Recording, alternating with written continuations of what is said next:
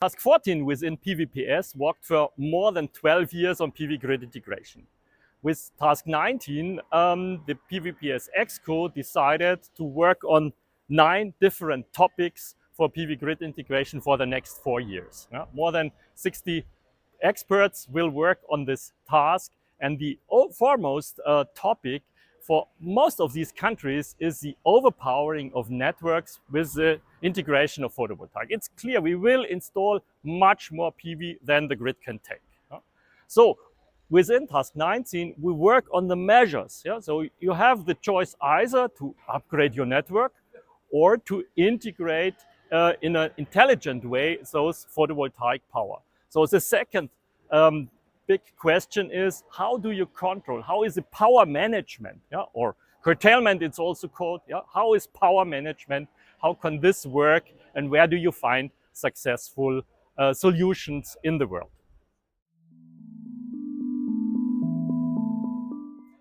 So first of all, it's this overpowering of the networks when we connect all these PV systems. And so the question is, how much grid extension, how much upgrade of the grid do you need? Or where you act with power management in an intelligent way.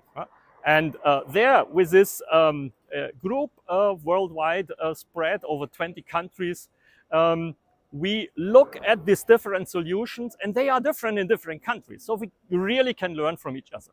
Another important topic, of course, is that it's not only a grid integration challenge, it's also a market integration challenge.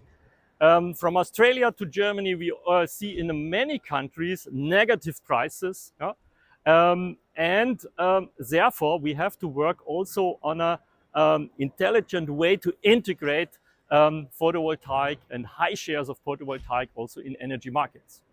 Yeah, and a very hot topic for our transmission system operators who operate the electricity networks is, of course, how to operate a network without rotating machines. So these inverters, solar inverters, wind power inverters, they get a new role. And inverters who operate the grid with their services are an important topic also within task 19.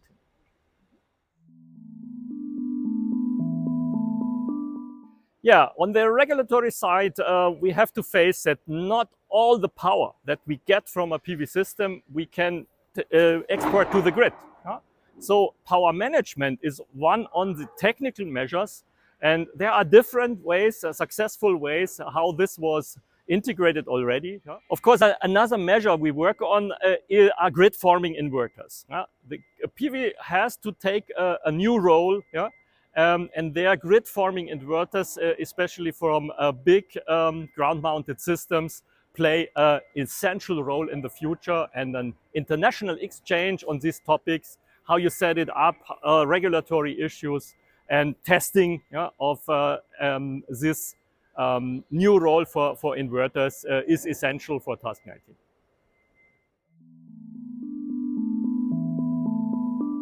Yeah, a really excellent example for power management was set up in South Australia from South Australian Power Networks. There, the DSO, together with all these inverter companies, inverter suppliers in Australia, together with aggregators, together with the market, and together with the prosumers, set up the flexible export limits. And this is really a showcase how we could work with overpowered networks in the future in a way that fits for all.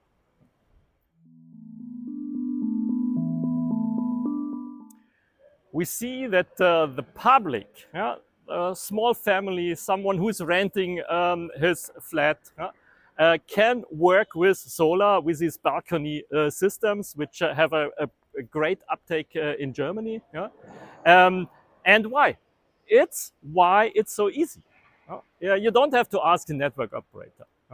And therefore, to integrate prosumers into this is an essential part that we can take the next steps in this transformation to a renewable energy system.